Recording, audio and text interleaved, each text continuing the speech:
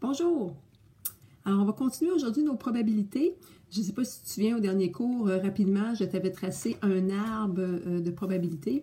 Eh bien, aujourd'hui, on va en faire un ensemble, un arbre, et on va voir d'autres méthodes aussi de représentation des probabilités. Alors, on commence tout de suite avec ce qu'on appelle le dénombrement. Le dénombrement, c'est de trouver j'ai combien de résultats possibles. Donc, avec mon dé, j'ai 6 résultats possibles. Ça va bien. Mais si on fait une expérience à plusieurs étapes, ça devient un petit peu plus compliqué. Donc, si je lance mon dé 2 fois, j'ai combien de résultats possibles? Bien là, à ce moment-là, des fois, on veut se donner des outils pour être capable de calculer ça. Donc, c'est ce qu'on va voir aujourd'hui. Alors, le dénombrement consiste à trouver le nombre de résultats possibles de l'expérience. Donc, combien j'ai de résultats possibles? On nous dit ici le nombre de résultats possibles d'une expérience à plusieurs étapes. Donc, une étape, c'est facile. Tu as 6 côtés à ton dé, tu as 6 résultats possibles. Tu as 2 côtés à ta pièce de monnaie, tu as 2 résultats possibles. Ça, c'est juste une étape. Mais si tu avais plusieurs étapes, tu lances 2 dés, tu lances 2 pièces de monnaie. Alors, on vous dit que le nombre de résultats possibles est égal au produit. Donc, ça veut dire qu'on va aller multiplier. Le produit, c'est le résultat de la multiplication. Donc, on égal au produit du nombre de résultats possibles à chacune des étapes qui la composent. Donc, on va aller multiplier dans le cas de mon dé. Si je lançais 2 dés, j'ai 6 résultats possibles sur le premier dé, j'ai 6 résultats possibles sur mon deuxième dé. Je multiplie ça ensemble, 6 x 6, 36. J'ai donc 36 possibilités à ce moment-là. Regardons l'exemple que je vous donne ici. Isabelle décide de manger un Timbits qu'elle pigera au hasard dans une boîte contenant des Timbits au chocolat, au miel et à la framboise. Elle veut aussi choisir son breuvage au hasard parmi un chocolat chaud ou un café. Combien y a-t-il de possibilités de collations différentes? Alors, moi, j'ai fait ce que j'appelle des boîtes. Okay? Je vais faire une boîte pour chacune des étapes. La première chose que je dois choisir, c'est le Timbits. Alors, je vais écrire en haut, un peu comme un petit titre. Alors, j'ai ma boîte Timbits. Et là, j'ai combien de possibilités différentes de Timbits? Bien, je pourrais avoir chocolat, je pourrais avoir miel, je pourrais avoir framboise. Donc, j'ai 3 possibilités de Timbits. Et là, je vais aller multiplier ça par mon autre étape. L'autre étape, ça va être de choisir mon breuvage. Alors, c'est ce que j'écris comme titre. Breuvage. Et là, dans mes choix de breuvage, j'ai chocolat chaud ou café. J'ai donc 2 choix. Ce qui veut dire que 2 x 6, j'ai 6 résultats possibles. Donc, je pourrais avoir Timbits au chocolat avec un chocolat chaud. Timbits au chocolat avec un café. Timbits au miel avec un chocolat chaud, Timbits au miel avec un café, Timbits aux framboises avec chocolat chaud, Timbits aux framboises avec le café. Je viens de les énumérer, là, les 6 possibilités. Okay? Donc, si tu ne veux pas avoir à les énumérer comme ça, tu peux faire un calcul tout simple avec des boîtes. Donc, combien de choix de Timbits, combien de choix de breuvage, tu les multiplies et ça te donne le nombre de possibilités. Comme ça ici. Alors maintenant, on va vous donner des modes de représentation comme l'arbre qu'on a vu un petit peu au dernier cours. Alors, le diagramme en arbre. Exemple, un examen comporte 3 questions où les réponses possibles sont vraies ou faux. Donc, un examen à choix de réponse. Combien y a-t-il de façons différentes de répondre aux questions de l'examen? Donc, je veux savoir, il y a combien de possibilités de résultats. Tu pourrais répondre faux à la première, faux à la deuxième, faux à la troisième. Tu peux répondre faux, vrai, vrai. Donc, c'est ce que je veux énumérer ici.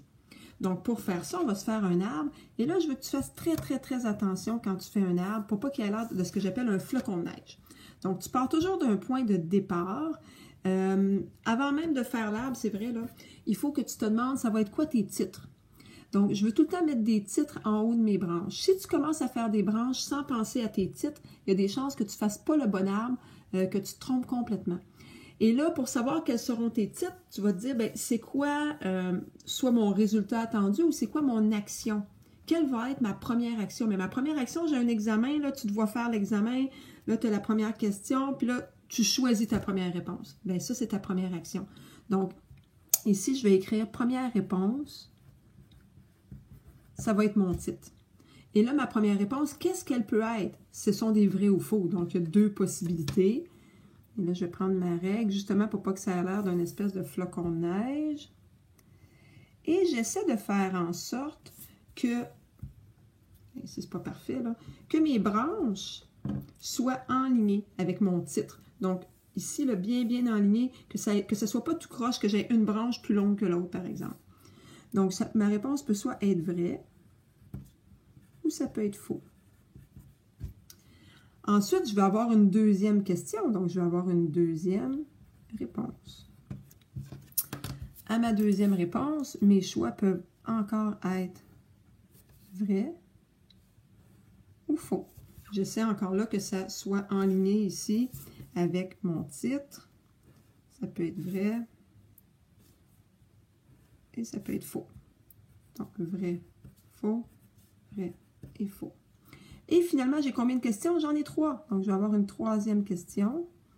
Donc, une troisième réponse. Quelqu'un qui aurait marqué, là, première question, deuxième question, troisième question, ça aurait été correct aussi, là, comme titre.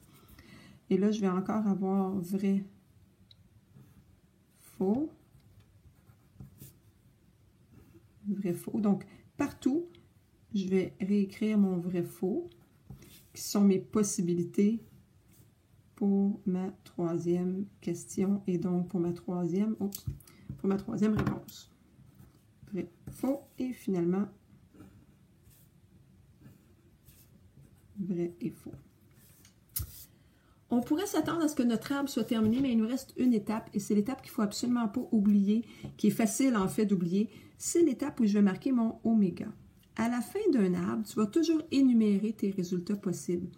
Donc, tes réponses pourraient être vrai, vrai, vrai. Ici, là, j'aurais pu marquer juste un V au lieu de marquer vrai au complet. Là. Marquer juste un F. Ensuite, comme deuxième réponse, je pourrais avoir vrai, vrai, faux.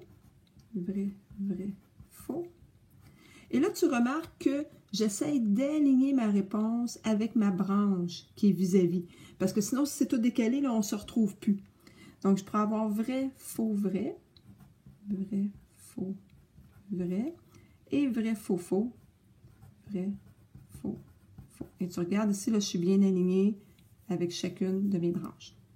Donc, il me reste celle du bas. Faux, vrai, vrai. Faux, vrai, faux. Faux, faux, vrai. Et faux, faux, faux. Et mes résultats sont entre parenthèses, séparés par une virgule.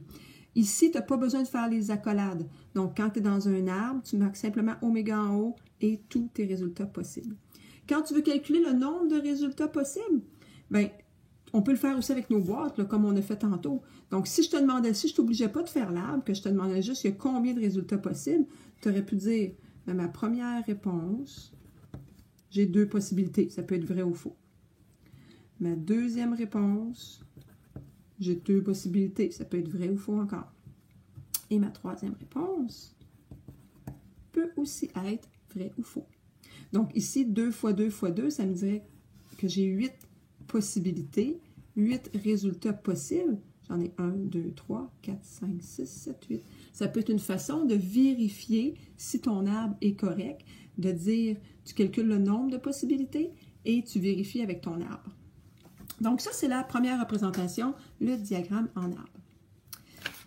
Si on prend la page suivante,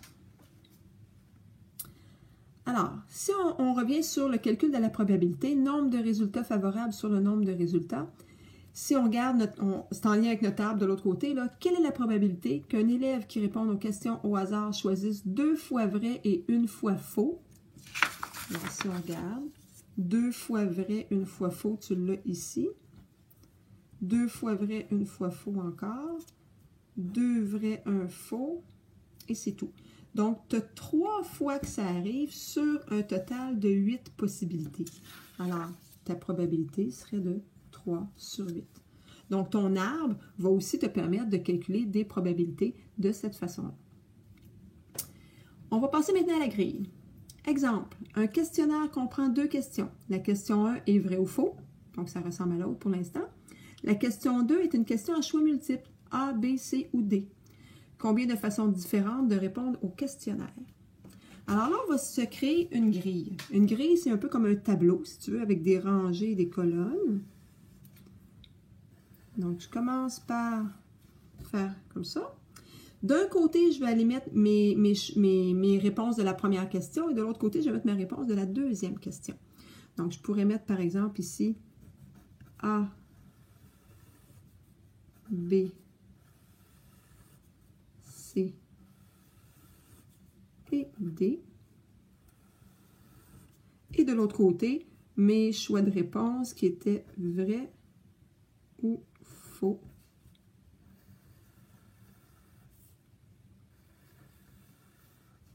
Et le reste n'est pas nécessaire. Je peux aller effacer. J'en ai pas besoin. Donc, je viens de me créer une grille. Dans cette grille-là, je vais aller mettre les résultats possibles. Alors, c'est possible que la première question, je dis vrai, et que la deuxième question, je dis A. Donc, c'est l'intersection des deux. Je peux aussi dire vrai et B. Je peux aussi répondre vrai et C, ou vrai et D. Mais si à la place, je pense que la première est fausse, bien là, je pourrais faire faux A, faux B, faux C et faux D. Donc, je viens d'énumérer tous les résultats possibles à l'intérieur d'une grille. Je me mets des parenthèses partout. Alors, une grille, ça peut être pratique, c'est peut-être moins long à faire qu'un arbre, mais il y a une limite à ça. Donc, il y a un moment donné où est-ce qu'on ne peut pas utiliser la grille, autrement dit. Donc, la grille est valide pour une expérience à 2 étapes. Ça ne fonctionnera pas pour une expérience à 3, 4, 5 étapes parce que tu as une étape ici en haut, puis tu as une étape verticale. Donc, si tu avais une troisième étape, tu n'aurais pas de place pour la mettre. Ça te prendrait comme un cube Rubik là, avec de la profondeur, puis on n'a pas ça. Donc, ça va fonctionner seulement pour les expériences à 2 étapes. Donc, peut-être se le mettre ici, là, c'est vraiment très important. Et on s'en va voir finalement le réseau qui va être la dernière représentation. Alors, exemple, Léa part de Candiac pour aller à Brossard. En chemin, elle arrête à JDLM. Elle arrêtera à JDLM. Pour se rendre à JDLM, elle peut passer par soit la 30, soit la route 132 ou soit le boulevard Tachereau. Donc, elle a 3 possibilités de chemin pour partir de Candiac jusqu'à Jean-de-Lamennais. Ensuite, pour se rendre à Brossard, donc partir de l'école pour aller à Brossard, elle a le choix entre le boulevard Tachereau et l'autoroute 30. Combien de chemins différents peut-elle emprunter? Donc, on met notre point de départ ici. Le point de départ est à Candiac. Elle veut s'en aller à JDLM. Et finalement, elle voudra aller à Brossard. Et là, on dit que de Candiac à Jean-de-Lamennais, elle a 3 possibilités. Elle peut soit prendre la 30, la 132 ou le boulevard Tachereau. Ensuite, de Jean-de-Lamennais à Brossard, elle a 2 possibilités. Peut-être parce que l'autre chemin est fermé parce qu'il y a une tempête de neige, je ne sais quoi. On dit que là, elle a le choix entre le boulevard Tachereau et la 30. Alors, combien de chemins différents peut-elle emprunter? Bien, elle pourrait prendre la 30 et Tachereau. Elle pourrait prendre la 30 et la 30. Elle pourrait prendre la 132, Tachereau. La 132, 30. Ou Tachereau, Tachereau, ou Tachereau 30. Donc, ici, tu as 3 possibilités pour le premier trajet. Tu as 2 possibilités pour le deuxième trajet. Et on se rappelle qu'on multiplie ça. Donc, si je voulais le faire avec des boîtes, j'aurais premier trajet, deuxième trajet, et je pourrais aussi calculer le nombre de possibilités de cette façon-là. Maintenant, si on te demande de faire un réseau, c'est ce à quoi on s'attend. Donc, ça va terminer notre vidéo d'aujourd'hui.